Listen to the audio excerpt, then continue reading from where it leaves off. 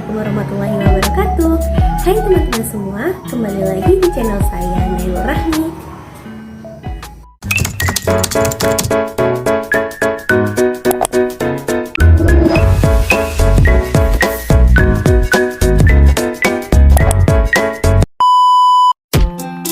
Terima kasih ya untuk teman-teman yang sudah singgah di channel ini.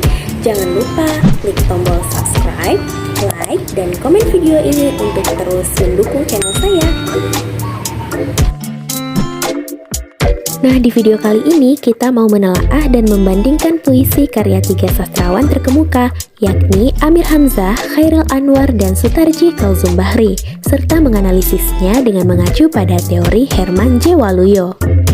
Yuk simak terus penjelasan video berikut ini ya.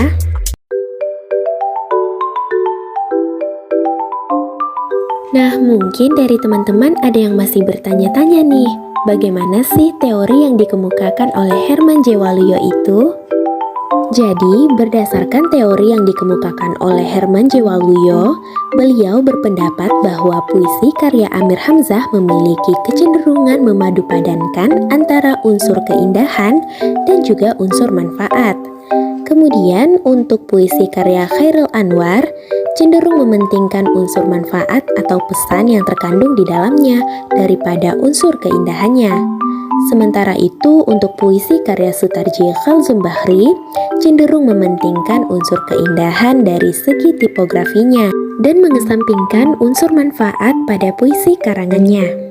Maka dari itu, tujuan dari kegiatan menelaah ketiga puisi ini ialah untuk membuktikan apakah pendapat dari Herman J. Waluyo tersebut valid atau tidak.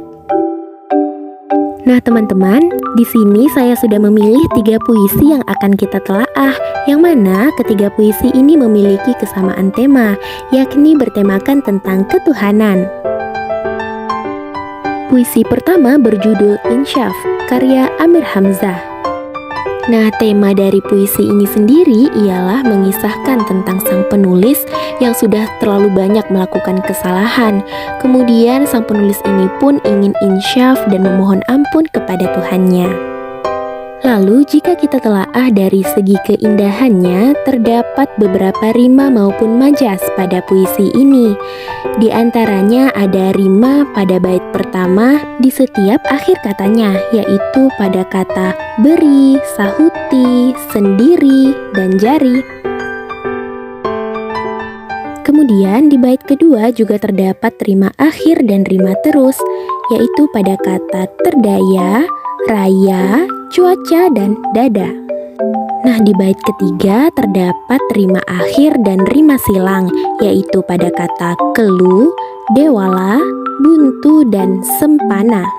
Di bait keempat ada rima akhir dan rima terus, yaitu pada kata arahku, berkahmu, restu, dan bertemu. Lalu di bait kelima ada rima tak sempurna, yakni pada kata durhaka, mata, suwarni, dan juga temu. Sedangkan di bait terakhir yakni bait ke-6 terdapat rima akhir dan rima pasangan, yakni pada kata aku, kekasihku, tangannya, dan juga mendera. Selanjutnya, gaya bahasa yang digunakan penulis dalam puisi tersebut diantaranya menggunakan majas pars pro toto, lalu ada majas simetris, majas paradoks, kemudian ada majas metafora, dan juga majas hiperbola.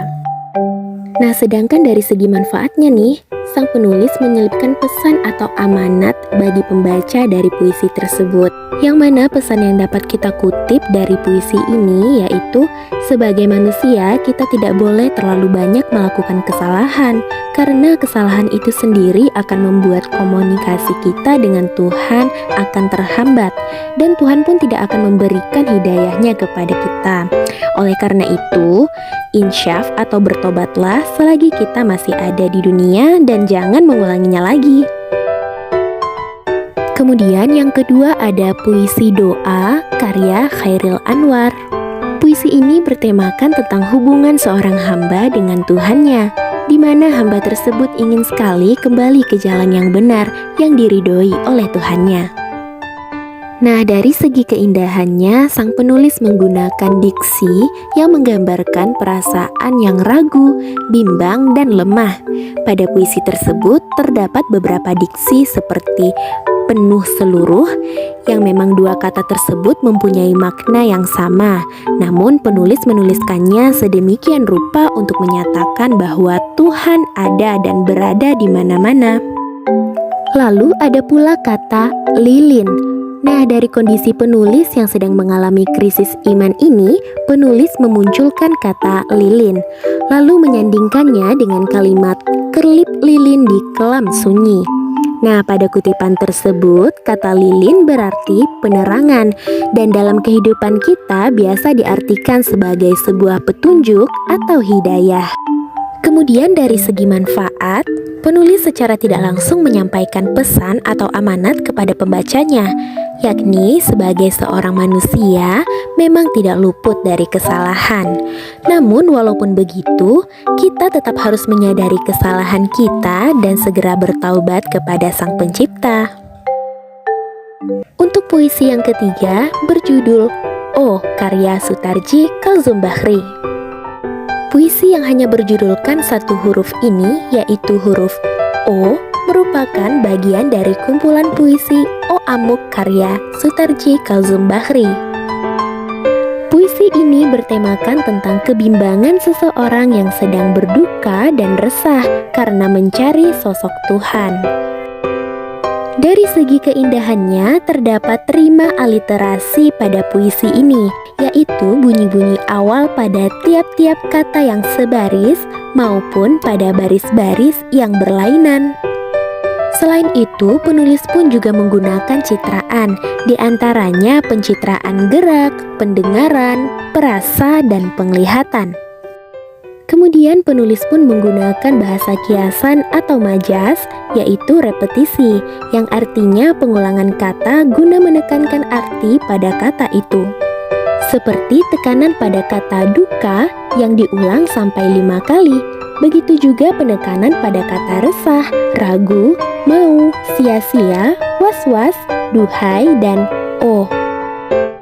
Nah, sedangkan untuk segi manfaatnya sendiri, memang sedikit sulit untuk menemukan pesan ataupun amanat yang ingin disampaikan oleh penulis kepada pembaca.